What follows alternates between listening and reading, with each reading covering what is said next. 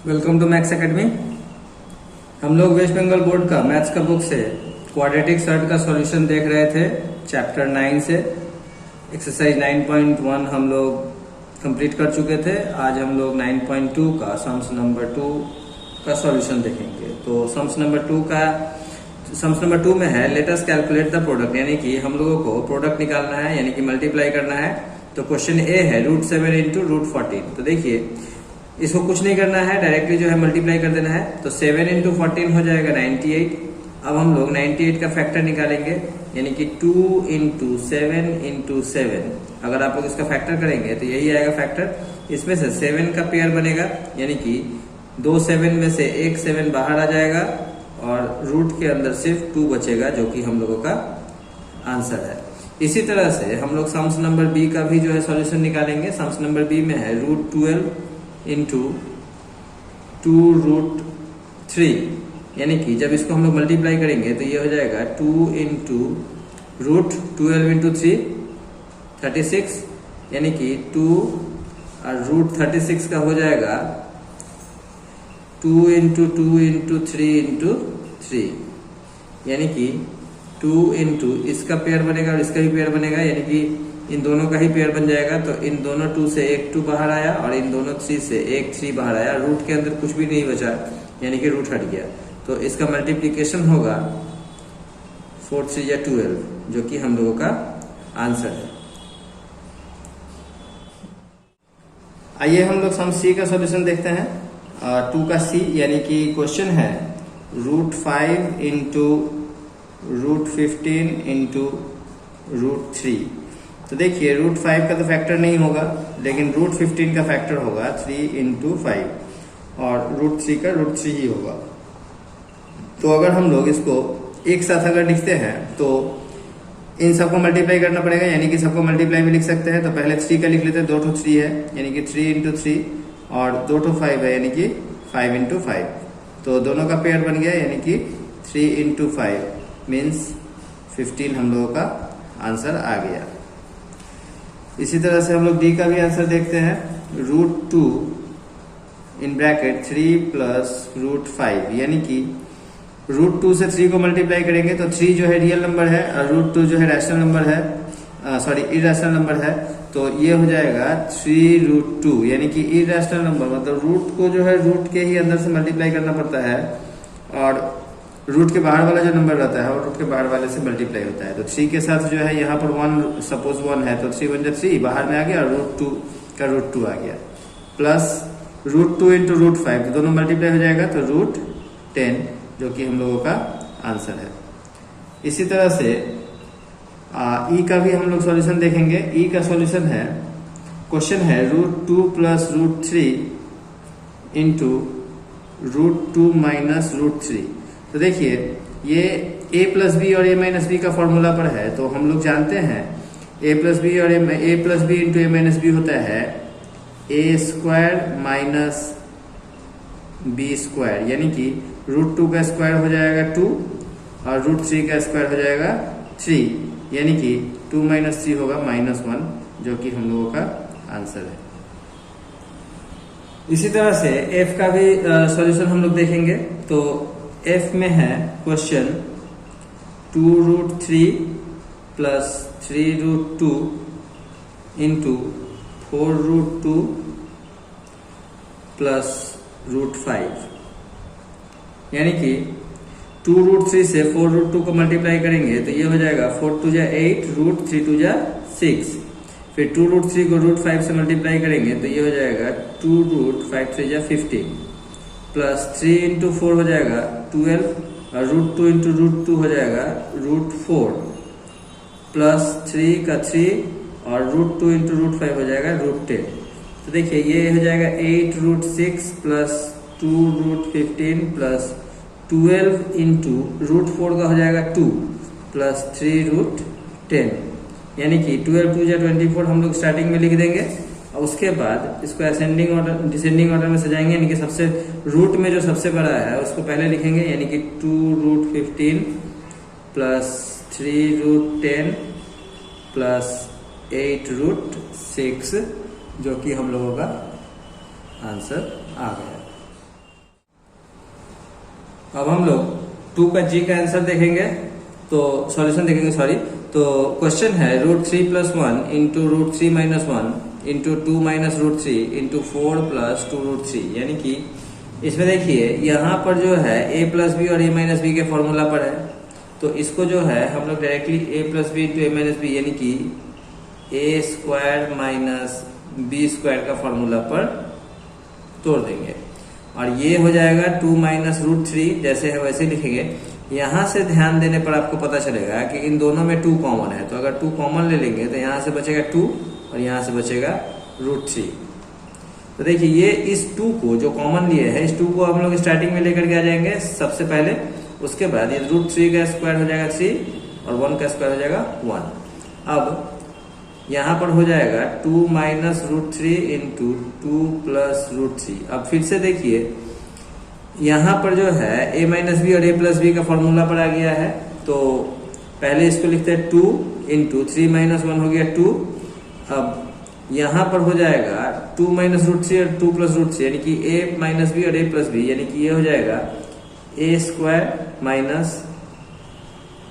b², यानी कि 2 इंटू 2, ये 2 का स्क्वायर हो जाएगा 4 और √3 का स्क्वायर हो जाएगा 3, यानी कि 4 इंटू 4 - 3 हो जाएगा 1, यानी कि अल्टीमेटली हम लोगों का 4 ही आंसर आएगा। तो इस तरह से हम लोगों ने अभी सम्स नंबर 2 का A B C D E F और G का सॉल्यूशन देखा। आइए अब हम लोग सम्स नंबर 3 का सॉल्यूशन देखते हैं। क्वेश्चन नंबर 3 का A है, if √x is the rationalising factor of √5, let us write by calculating what is the smallest value of x where x is an integer.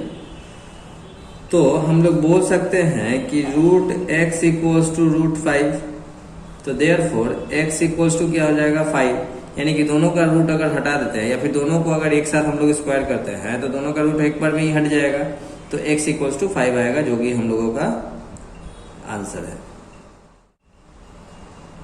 Next question है, let us calculate the value of 3√2 divided by 3, यानी कि हम लोगों को divide करके जो है answer निकालना है, यानी कि 3√2 डिवाइडेड बाई 3 इक्वल्स टू बोल सकते हैं 3√2/3, तो 3 कट गया, यानी कि √2 हम लोगों का आंसर आ गया।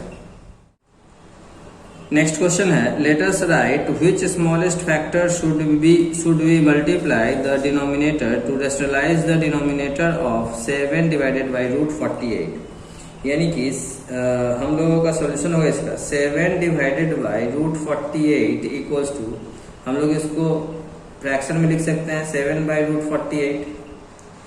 अगर हम लोग 48 का फैक्टर करेंगे तो क्या होगा, तो देखिए रफ में हम फैक्टर करते हैं, 48 का फैक्टर होगा 2 से जाएगा ये 24 टाइम्स में, फिर 2 से जाएगा ये 12 टाइम्स में, फिर 2 से जाएगा 6 टाइम्स में, फिर 2 से जाएगा 3 टाइम्स में, यानी कि 2 इंटू 2 इंटू 2 इंटू 2 इंटू 3, ये हो गया हम लोगों का रैशनलाइजिंग, सॉरी ये हो गया हम लोगों का उसका 48 का factor.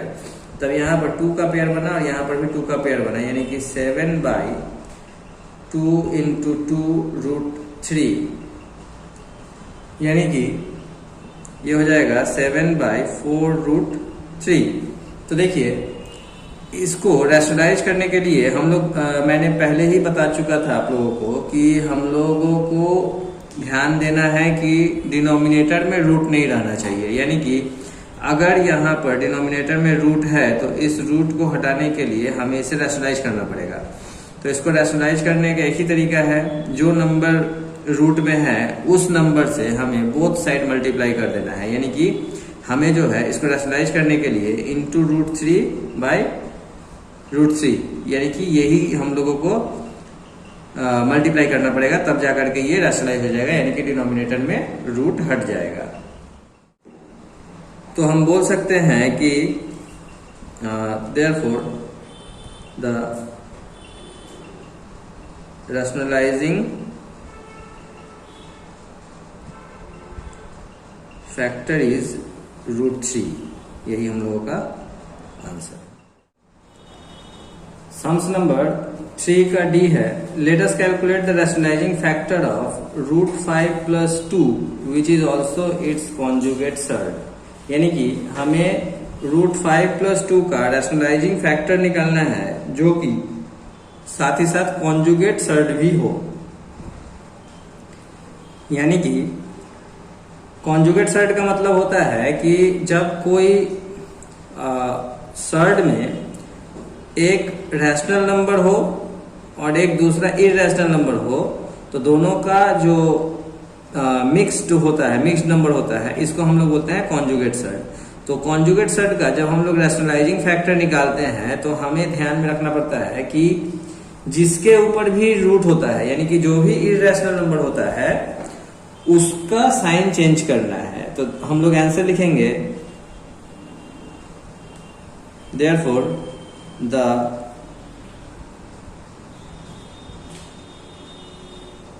rationalizing factor of root 5 plus root 5 plus 2 which is also its conjugate surd equals to, तो हम लोग क्या करेंगे, रूट जिसका है, रूट यहाँ पर प्लस में है तो यहाँ पर जो है माइनस हो जाएगा, माइनस रूट 5, और जो नंबर है वो जैसे का तैसे ही रहेगा। यानी कि इसको हम लोग लिख सकते हैं 2 माइनस रूट 5, जो कि हम लोगों का आंसर आ गया। आइए अब हम लोग सम्स नंबर 3.e का सॉल्यूशन देखते हैं। क्वेश्चन है, if root 5 plus root 2 divided by root 7 equals to 1/7 into root 35 plus a, let us calculate the value of ए।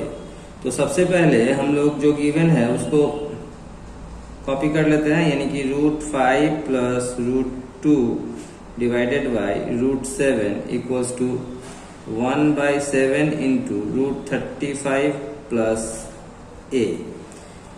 इसको हम लोग फ्रैक्शन में अगर लिखेंगे तो ये हो जाएगा root 5 plus root 2 by root 7 equals to root 35 plus A by 7। अब हम लोग क्या करेंगे, इस मतलब लेफ्ट हैंड साइड का जो डिनोमिनेटर है वो रूट में है, तो इसका जो है हम लोग रैशनलाइजेशन करेंगे। यानी कि ये हो जाएगा root 5 plus root 2 by root 7 into root 7 by root 7 से मल्टीप्लाई हो जाएगा, यानी कि सेम नंबर से ही मल्टीप्लाई हो जाएगा, इक्वल्स टू इधर राइट हैंड साइड में जो है उसको जैसे का तैसे ही उतार देंगे। अब रूट 7 को रूट 5 से मल्टीप्लाई करेंगे तो हो जाएगा root 35 plus root 2 into root 7 हो जाएगा root 14 by root 7 into root 7 हो जाएगा 7 equals to root 35 plus A by 7, यानी कि 7 कट गया तो बचा root 35 plus root 14 equals to root 35 plus a. देखिए रूट 35 जो है एलिमिनेट हो गया, यानी कि बोल सकते हैं a इक्वल्स टू रूट 14, जो कि हम लोगों का आंसर है। अब हम लोग सम्स नंबर 3 का पार्ट एफ करेंगे, जो कि सम्स नंबर 3 का लास्ट सम्स है। क्वेश्चन है, let us write a rationalising factor of the denominator of 5 by root 3 minus 2 which is not its conjugate surd. यानी कि 5 बाई रूट 3 माइनस 2 के डिनोमिनेटर का रैशनलाइजिंग फैक्टर लिखना है जो कि कॉन्जुगेट सर्ड नहीं है।